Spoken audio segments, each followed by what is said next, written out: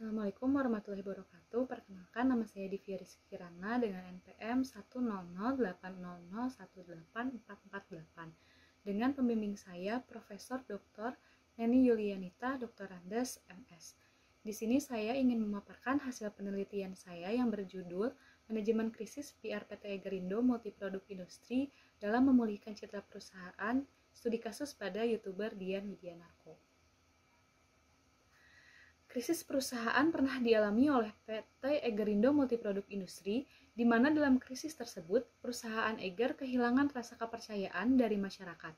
Krisis bermula dari seorang YouTuber Dian Widianarko yang mendapatkan surat keberatan dari Eger setelah beliau mengunggah video hasil review produk Eger ke laman media sosial YouTube.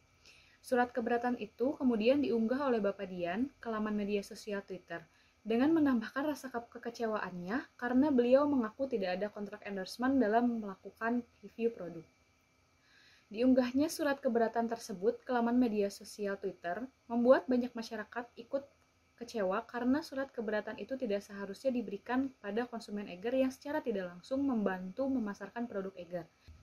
Kemudian, fokus penelitian ini adalah bagaimana manajemen krisis yang dilakukan PR PT Egerindo Multiproduk Industri dalam memulihkan citra perusahaan. Lalu ada pertanyaan penelitian. Berikut kerangka pemikiran yang sudah saya buat. Metode penelitian ini menggunakan metode kualitatif dengan pendekatan studi kasus, kemudian jenis dan sumber data merupakan data premier dan sekunder, ada pula teknik pengumpulan data, yaitu wawancara mendalam, observasi non-partisipan, dokumentasi, dan kajian pustaka. Lalu kita masuk ke dalam identifikasi krisis oleh PR Egerindo. PR Eger mempelajari isu-isu yang tengah berkembang. PR Eger mengutus admin media sosial Twitter Eger dalam memantau perkembangan isu-isu yang tengah terjadi, lalu mengumpulkan setiap data dan fakta terkait informasi tersebut. Data yang dikumpulkan berupa berapa banyak retweet dan likes yang muncul saat itu, berapa banyak orang yang dinilai berpengaruh terhadap branding mereka, kemudian apa saja krisis yang mungkin akan terjadi ke depannya, baik secara internal maupun eksternal. Lalu ada pendekatan komunikasi yang dilakukan oleh PR Eger kepada YouTuber dan masyarakat. High power but less interest, yaitu stakeholder ini memiliki pengaruh besar pada suatu isu namun tidak memiliki kepentingan di dalamnya. Pada krisis yang terjadi pada perusahaan Eger, masyarakat termasuk ke dalam golongan ini. Yang kedua adalah high power and high interest. Stakeholder ini memiliki pengaruh besar pada suatu isu dan juga memiliki pengaruh yang besar pula untuk keberlangsungan isu tersebut.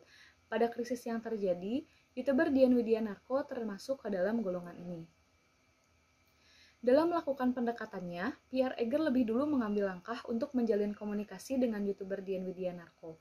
Pendekatan yang pertama adalah memberikan permintaan maaf melalui media sosial Twitter dengan membalas cuitan Dian Widianarko.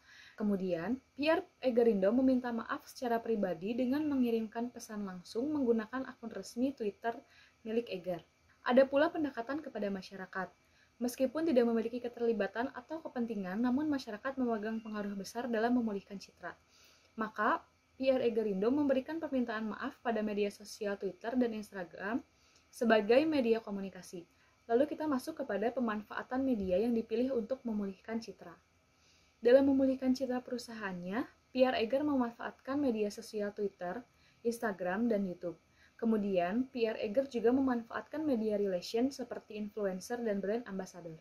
Upaya pemulihan citra yang dilakukan pada media sosial diantaranya adalah yang pertama, media sosial Twitter. PR Eger mengucapkan permintaan maaf kepada masyarakat yang sudah merasa dikecewakan oleh Eger dengan menjelaskan bahwa maksud dan tujuan Eger yang sebenarnya. Yang kedua, media sosial Twitter. Karena adanya behavior yang berbeda terkait tanggapan pada media sosial Twitter dan Instagram, maka PR Eger melakukan analisis berkaitan dengan di manakah konsumen setia Eger berada. Maka dari itu, PR Eger merancang surat permintaan maaf dengan sehumanis mungkin dengan tujuan agar masyarakat yang membacanya merasa sedang berbicara berdua secara langsung. Yang ketiga adalah media sosial YouTube. Media terakhir yang dipilih oleh PR Eger adalah YouTube. PR Eger ingin isu ini diselesaikan dengan sejelas mungkin. Maka PR Eger menantang Paroni selaku CEO Eger saat itu untuk membuat video klarifikasi dan meminta maaf secara langsung kepada masyarakat berkenaan dengan apa yang sebenarnya terjadi. Lalu dalam memanfaatkan media relation, Pierre Eger menilai bahwa influencer dan brand ambassador memiliki kekuatan yang besar dalam memberikan pengaruh untuk mengubah pola pikir masyarakat. Berdasarkan hasil wawancara peneliti dengan Pierre Eger dan juga hasil observasi yang dilakukan pada video klarifikasi CEO Eger, peneliti mendapatkan bahwa miskomunikasi ini merupakan tahap prodromal, karena tim legal telah beberapa kali mengatakan bahwa surat tersebut tidak seharusnya dikeluarkan, namun CEO Eger tetap bersikukuh untuk memberikan surat keberatan tersebut kepada konten kreator. Hal itu merupakan gejala-gejala awal yang samar dan tidak berhasil dideteksi. Yang kedua adalah gejala krisis yang tidak terlihat itu tidak berhasil diatasi sehingga krisis masuk pada tahap akut di mana gejala-gejala kecil yang menumpuk akhirnya membludak menjadi masalah yang cukup serius. Yang ketiga adalah gejala krisis yang tadinya timbul hanya pada internal perusahaan, nyatanya berpengaruh pada eksternal perusahaan, sehingga krisis eksternal ini merupakan dampak dari krisis internal yang tidak terselesaikan dengan baik. Dalam melakukan identifikasi krisisnya, Pierre Eger melakukan 3 tahapan, yaitu mempelajari isu, mengumpulkan data dan fakta, dan melakukan dokumentasi. Yang kedua, pendekatan komunikasi dilakukan dengan efektif karena Pierre Eger lebih dulu melakukan pendekatan kepada YouTuber Dian Widianarko untuk mencegah munculnya isu baru. Setelah itu, pendekatan kepada masyarakat dilakukan dengan melihat masing-masing behavior yang ada. Yang ketiga adalah media sosial dan media relation dimanfaatkan dengan semaksimal mungkin untuk menemukan apa yang diharapkan oleh masyarakat kepada perusahaan agar perusahaan bisa mendapatkan kembali kepercayaan dari masyarakat sedikit demi sedikit. Sekian pemaparan penelitian yang sudah saya buat. Terima kasih. Wassalamualaikum warahmatullahi wabarakatuh.